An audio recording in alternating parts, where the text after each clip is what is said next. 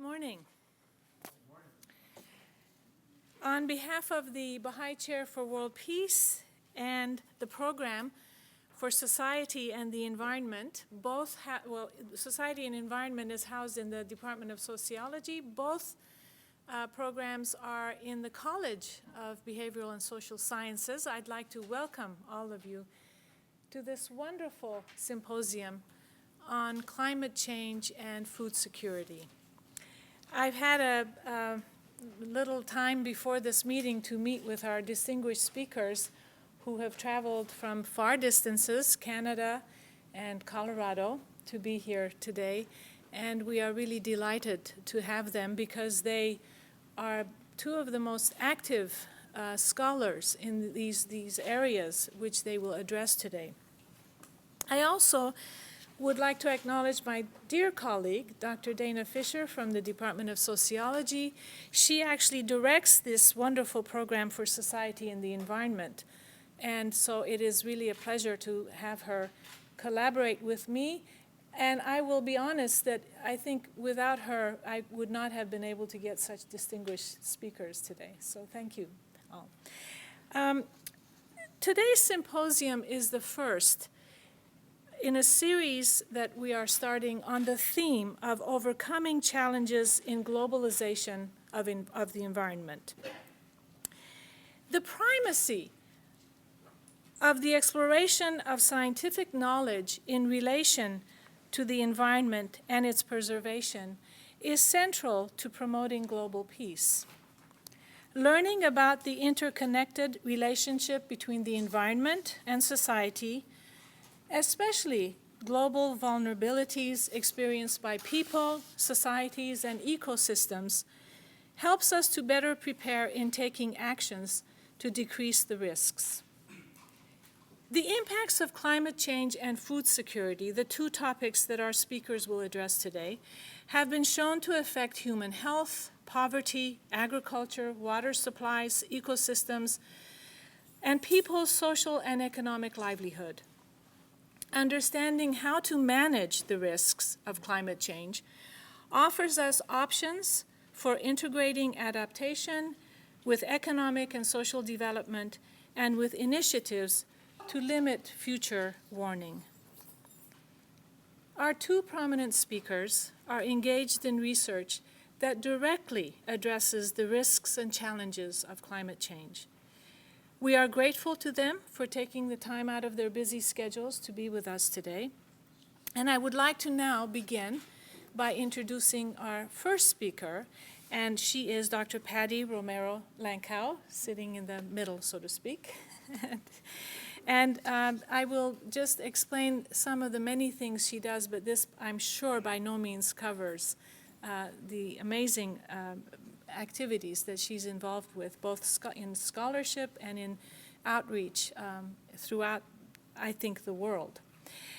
Dr. Romero-Lankao is an interdisciplinary sociologist by training. She has been a research scientist at the National Center for Atmospheric Research and is currently leading the Urban Futures Initiative at that institution. Patty, if I may call her, is acutely aware that cities are key players in the climate arena as emitters of greenhouse gas, vulnerability hotspots, and crucibles of innovation, and her research explores the dynamic of urbanization and urban systems that shape urban emissions, vulnerabilities, and risk. She has also done research on why and how particular cities attempt to meet the challenges of reducing emissions while improving their response capacity or resilience to environmental impacts. Along with other scientists, she is currently designing urban-scale interdisciplinary studies that inform and are informed by global-scale interdisciplinary research. In addition to her research work, she has participated in global and local endeavors promoted by, among others, the Intergovernmental Panel of Climate Change, IPCC, United Nations Development Program, Instituto Afari Internationale, correct? And the UN Habitat. She was co-leading author of Working Group 2 of the Nobel Prize-winning IPCC Fourth Assessment Report, and is currently convening author of the IPCC Fifth Assessment Report, North American Chapter. Although she was born in Mexico, she states, she considers herself to be a citizen of the world. She cares deeply about her family and friends, but she is also passionately engaged in finding options to move humankind toward a more sustainable and fair future. So please join me in welcoming Dr. Romero-Lankao, who will address us on urbanization and climate change. What are the threats and the opportunities to overcome them? Dr. Lankao.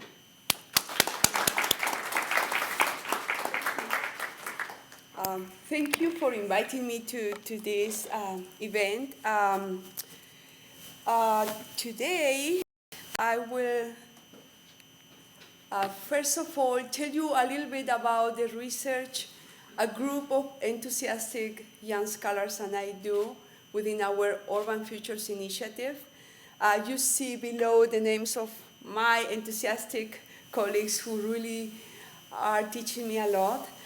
And I just really briefly want to say that we have been engaged in doing research on three key activities. For one, we want to understand what are the dynamics of urbanization and the characteristics of urban places that explain differences and patterns in emissions, in vulnerability and risk.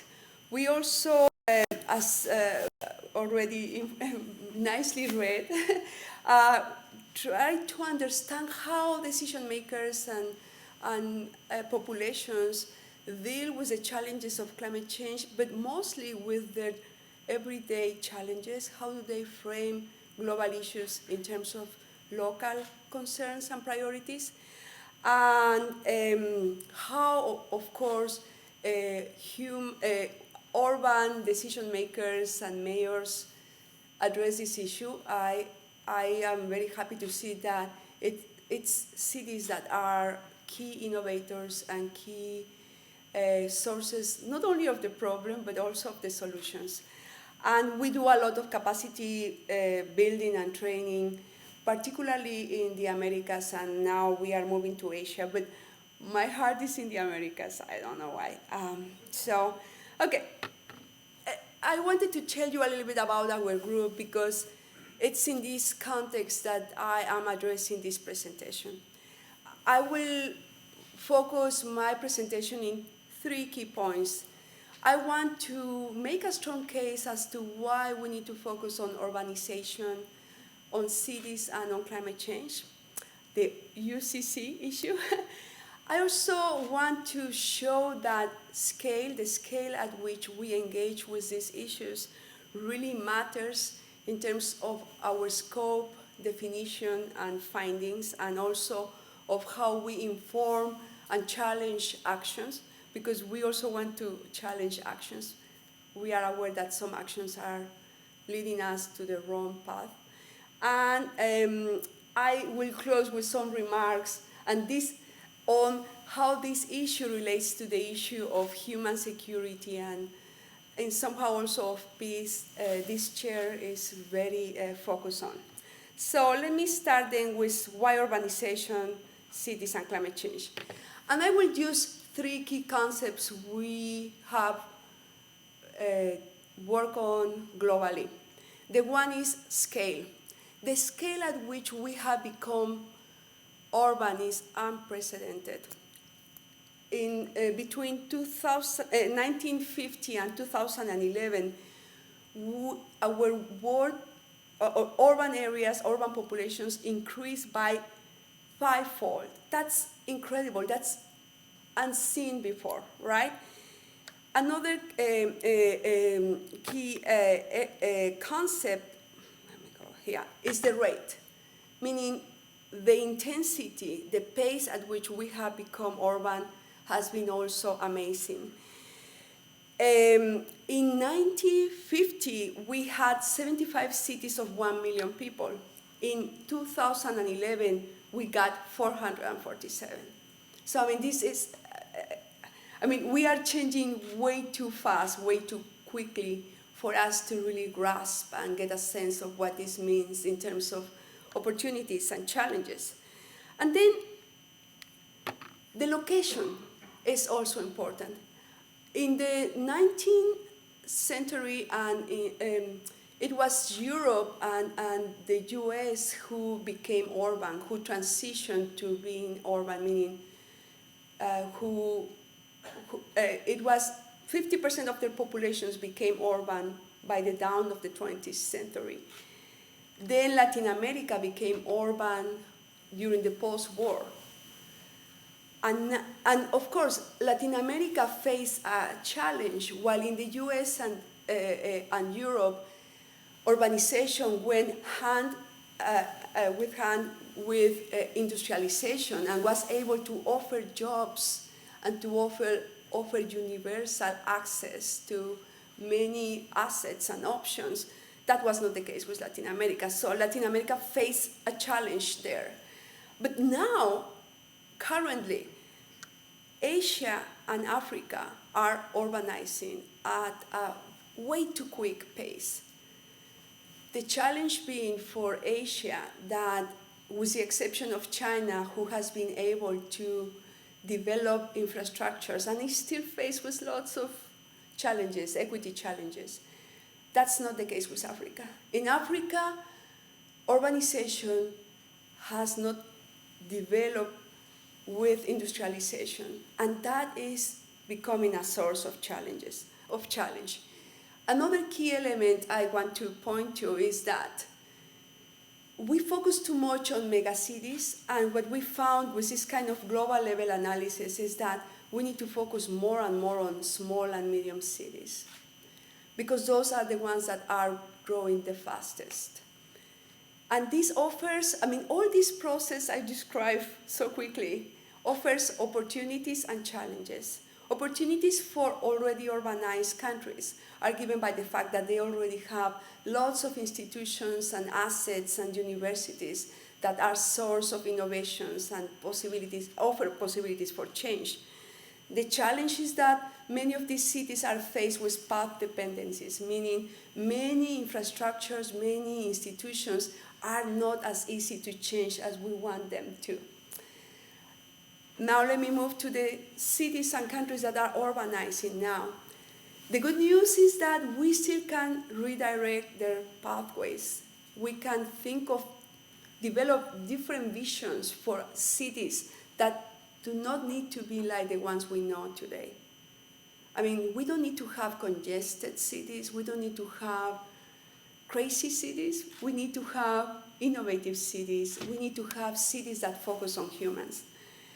The bad news, the challenge is given by the fact that many medium and small cities, particularly in Africa and in Asia, are usually institutionally weak. So let me now move to my second point, the second big element I wanted to address in this presentation. How do we link urban risk, vulnerability, and adaptation, and how do we define them? And I will really go quickly and define very quickly these concepts, although they are very complex. So risk is the location-specific damage or potential for damage resulting from three key elements. One is the intensity, the magnitude, the timing of floods, droughts, and other hazards, and also socioeconomic threats people are faced with, urban populations are faced with. Vulnerability is the susceptibility these populations have, which is given by their lack of access to assets, social networks, governmental support, and here is where conflict and lack of peace can play a role, although I am not an expert on that, but I just wanted to point to that. But these three factors are also driven by broader development pathways. One example, we keep telling that we need to avoid moving to risk-prone areas, but wealthy populations love to go to the coast, love to go to forested areas, and poor populations don't have any option but to go to risk-prone areas. And these are things that are driven by the way we develop. So we need to address that. And these are broader factors, right? Another key concept I want to share with you is that climate changes, the changes we're creating in our climate system, impose risks upon all of us. We all are actors. But those risks are addressed by us, framed by us, in terms of our priorities, values, and preferences, and also capacities to respond to them. So we classify all these risks. We can say to a smoker, hey, you will die if you smoke, but people have values and preferences, so we need to understand how they respond and frame these risks. So there are three kinds of risks. Acceptable risks are those that we as society think are minimal, we can deal with them. And this is really a cultural issue, not only a physical one.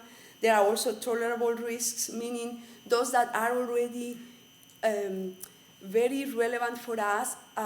They really impose actions on us, and we think that we still can address them. And then we have intolerable risks, those for which we have no option but to move, migrate, or do something very strong. The hypothesis I want to share with you is that, and I will present some results from the work we have done at different levels, is that it is the interaction of exposure to heat waves, flooding, droughts, and our susceptibility or our capacity to respond to them as all populations and decision makers, and which drives and shapes the opportunities, the barriers and limits we have to adapt. And opportunities are clear, right? These are always options we can take advantage of. Barriers are obstacles we can overcome, but limits are, we cannot overcome limits. And I want to introduce this notion because this Monday, for instance, I was with the Rockefeller Foundation, and I see that they are focusing so much on opportunities and what we can do, and we also need to address barriers and limits. So let me now share with you this is the last conceptual thing I want to share with you. And I want to tell you why I think, or we think in our group, that scale matters. We state in our group that vulnerability, risk, and adaptation and their drivers vary with the spatial, temporal, but also with the analytical dimension we use to address them, to explore them, to analyze them. And you will see, and I hope that you end up excited by this, that these factors change depending on where you are. At the global level, at the city level, this happens to be Mexico City, I don't know why. And at the neighborhood level, this is a very beautiful picture I took of some boys who were dealing with a super flood, this neighborhood experience the night before we held one of our workshops. So let's start now with the interesting stuff. So what we did here, and this was at the global level, was to ask ourselves, what is the role of urbanization and how it relates with exposure to hazards and with the capacities or not populations have to respond to those hazards. And we did that because we find that many people say the problem is that this place is urbanizing like crazy. The problem is urbanization itself. And the point we want to make here is that that's not necessarily the problem. So what we did was to cluster countries into groups based on indicators of economic development, of levels of urbanization and rates at which countries urbanize. And the two key, and then we correlate those clusters using statistical methods with indices of exposure to 4 hazards some of which were drought, flooding, landslides, and I don't remember the other one.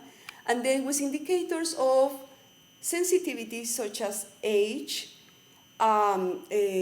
gender, lack of income, and of capacity. And we use indicators of social capacity and institutional capacity. And let me share with you our key findings. We found that countries with rapid urbanization and economic transformations face much more challenges to adapt to droughts, floods, landslides, and the hurricanes were the other one. And those countries are the red group, South Asia, and the blue group, and also the islands to the to the north of Australia. Why? We still don't know. I think our next step is to analyze why. But another key finding from this study was that not only exposure, but mostly sensitivity and capacity matter. And you can see here to the left, all these countries, these groups of countries in terms of exposure, and you will see that they're mostly at the same level of exposure to all these hazards, meaning pay attention to your physical constraints. But once you move to indicators of sensitivity and lack of adaptive capacity, then the differences arise. As you can see, the blue, the red, the orange group, and also in terms of sensitivity, more in terms of sensitivity, are more at risk, are more vulnerable. So, meaning development matters. Not only exposure, but exposure matters too, as we learn in our IPCC group. Now, I mean, that was a global level research, but now let me show you that why we think in our group that the global level is not enough. It's important, it's not enough. And this is a work underway. I am working on that with one of our postdocs, with Dan Rumpola. What we did is to develop this framework, whose concepts I already described very quickly, and to see how risks, vulnerabilities, and the options and barriers they offer to adaptation vary across urban areas. What we did, and that's very quickly, we use data on exposure to floods, droughts, storms. We also use socioeconomic and sociodemographic microcensus data. We covered 12 million people in Mexico. We use indicators such as education, income, employment, age, access to infrastructures. And we aggregated our municipalities, because these data were at the municipality level. We aggregated them into urban areas, meaning we didn't cover rural areas. It would be great to compare to rural areas. And that's something we will do in the next step once we finish this paper. We created indices using the order-weighted averaging method to aggregate these, and we plot them into axes. The y-axis, and I will show it, refers to hazard exposure, and the x-axis to vulnerability. And then we constructed a single metric of risk. So this is our framework, and Deborah knows the framework because we developed it for a paper that is under review, and then with this paper we will show how it works with data and methods. And we have a quadrant. We have in the y-x hazard exposure, and then x is vulnerability, and we have the risks we were referring to on the, if I don't want to move, but I move a lot. We have intolerable risks on the right of you, top right.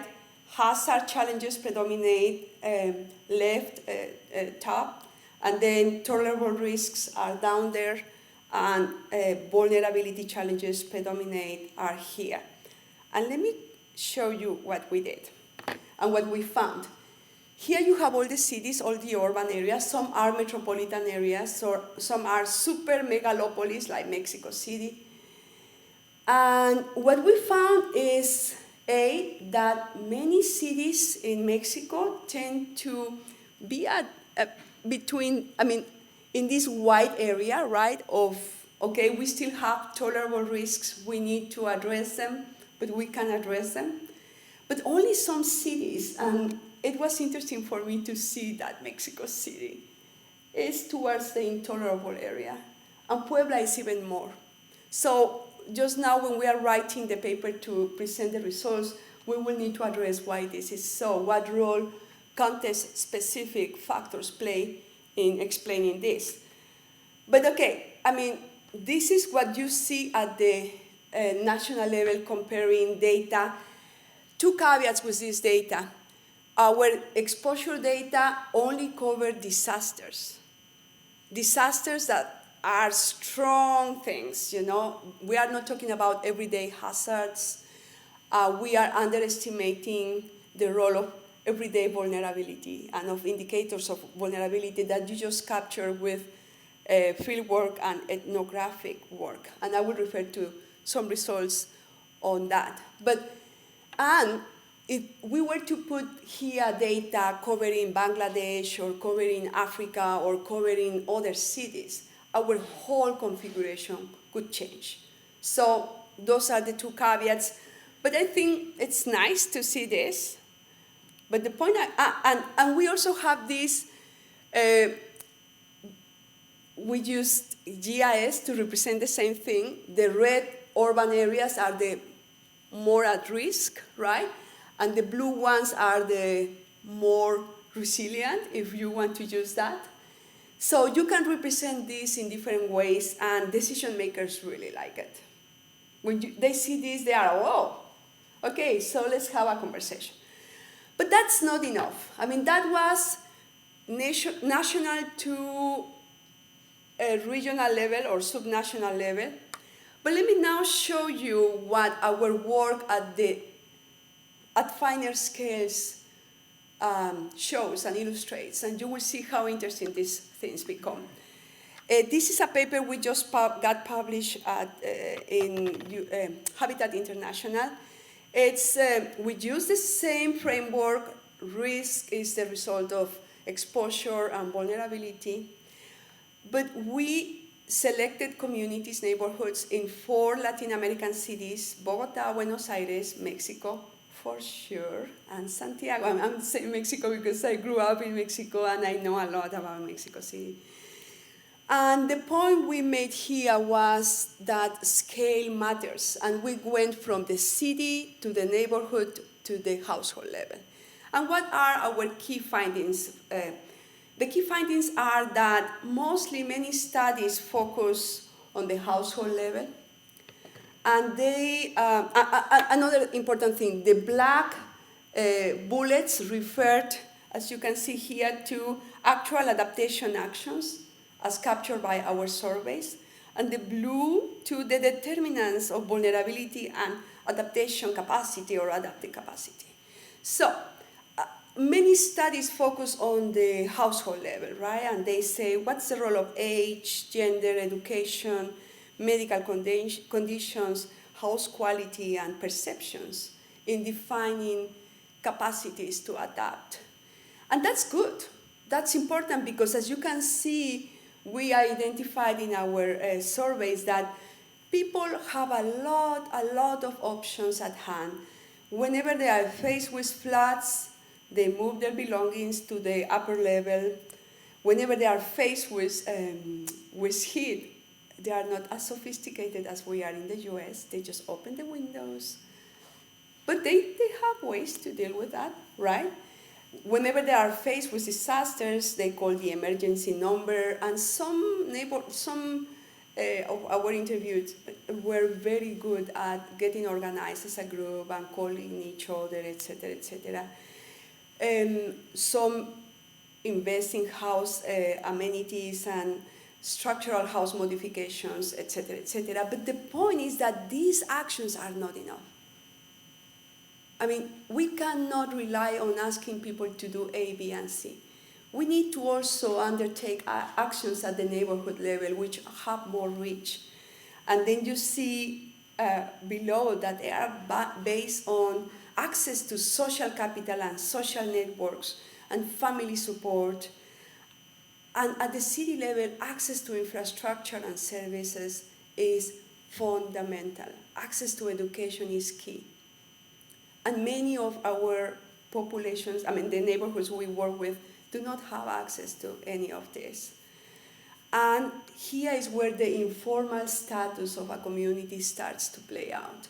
Something we found in our work was that informality is so important, such an important determinant of the capacity populations have to deal with risks. Why? Because if someone is in an informal area, it is already stigmatized. They even say, that's a red zone, we don't give services, we don't give electricity. Some young people even told us, if I say where I live, I don't get jobs. I need to lie about my address. And this informality is politically negotiated. I mean, we saw it so much by doing ethnographic work. It's incredible that wealthy populations have the means and the options to go and live in risk-prone areas and get the services they need, even at the expense of low-income populations. Low-income populations are immediately stigmatized and told, you are out of business, you don't get it. And this is a power thing that we don't hear a lot about, but it's very important. So, but again, the neighborhood level is not enough. Meaning, we also need, and that's something we found only by doing ethnographic work. I mean, the point I want to make is, you saw, we went from the global to the local. But the local requires a lot of understanding of culture, political culture, social networks, etc., etc. And something I was discussing with Deborah today, also an understanding of whether people have access to physical means to live, meaning housing, infrastructures, services, etc., etc. So at the city level, city region level, which is very important to keep in mind, we found that many of these neighborhoods, their cities lack or have ineffective risk, hazard, and vulnerability assessments. They don't integrate these assessments into territorial planning, and territorial planning is key here, and we forget a lot about it. Where do we put what and who gets what? That's very key. And addressing informality, as I was telling you. And of course, these are adaptation actions at the city level, and here we have the determinants. Economic growth, neighborhoods that are vibrant, that have shops and that have investments and that have this combination of rich and poor, and they are more able than neighborhoods that no one goes there, it looks terrible. You know, it's this thing that you don't measure. I don't know how to measure it. I mean, you don't measure it with numbers, right? You capture it with ethnographic work. So the point is, there is this multi-scale coming together of different processes we need to pay attention to, and we don't. And then with this, I'm moving to my third point. And this is a beautiful girl in one informal settlement. Isn't she cute? I love it. Okay, so let me go to the human security issue, right? What are the options, the limits, the threats, all this conversation on urbanization and urban areas and climate change can tell us about the key goal of the chair, right? Which is human security and peace, right? Okay, so here I'm moving more to the IPCC stuff, but I am trying to combine our findings and the results from our research. And here I'm using the definition our report has of human security. Human security is a condition that exists when the vital core of human lives is protected, when they are not vulnerable, I would say, and when people have the freedom and the capacity to live with dignity. And that's very important because sometimes it's not only about jobs and income. It's about whether people have the options to make a decent life. And believe me, guys, many don't have that. And those are things that are so subtle, and we need to capture them. So before that, there are all these elements that make up a secure life for people. And I only will very quickly refer to food, livelihoods, poverty, and migration.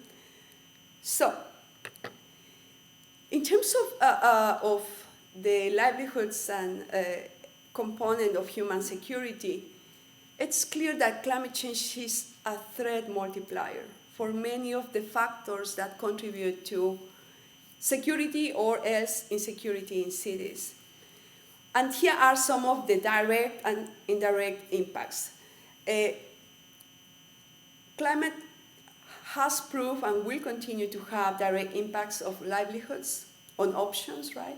On health, on property, on food insecurity, and Deborah will refer to that, on loss of sense of place. That's very important. To be displaced is not an easy thing. And it has indirect impacts on food prices, right, on the poor through food prices, decreased public funds for recovery. That's something sometimes we don't pay attention to. As for migration, many factors drive migration. Climate change is but one of them. People move because they have social networks, because they see opportunity options, because they don't have options in their place, because of quality of life, because of many reasons. Still, we are starting to find that climate extremes have led to population displacement. Most displaced people return and rebuild as soon as they can, but many can't. And that's something we need to analyze.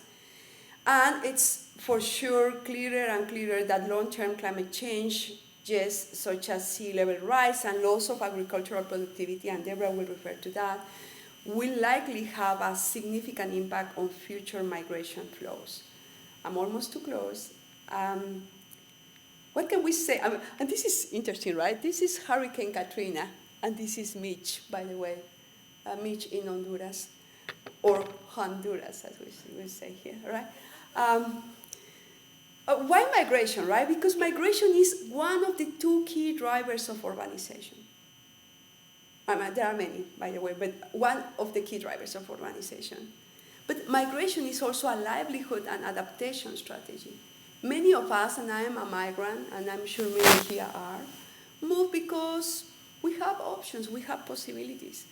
But the sad thing, and this is something I would like many high officials to listen to, is that they shouldn't be afraid of the poor coming to their place, because mostly the most vulnerable populations do not have the means, the options, the networks to move.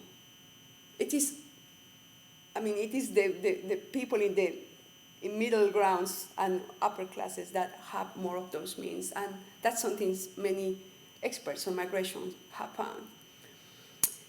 Another key thing, and that's something we are trying to work on with a colleague, Laurie Hunter at CU Boulder, is that we need to pay more attention to the fact that many migrants may be particularly vulnerable in urban destination areas, and we have underexplored that issue. And I'm to close. Remember, we had that over there.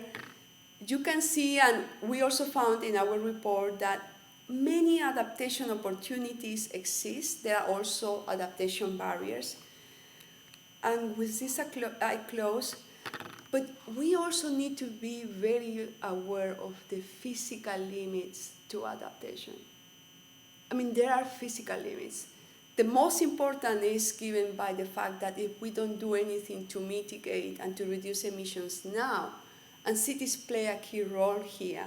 I have also research on that, but I decided to not focus on that today. But, if we don't reduce emissions, climate change will impose limits to adaptation. So we have this closing window of opportunity we need to use. But there are also physical limits given by changes underway in the water cycle, in the carbon cycle, in biodiversity, in our lands and soils, and we need to also pay attention to those, and to somehow have a very clear understanding of what the options, what the barriers, and what the limits are. If we don't do, then we really will be losing a huge opportunity. And I believe in human nature and in our ability to overcome challenges, and I hope we can work together to make sure we see this coming and we do something to avoid it. Thank you very much.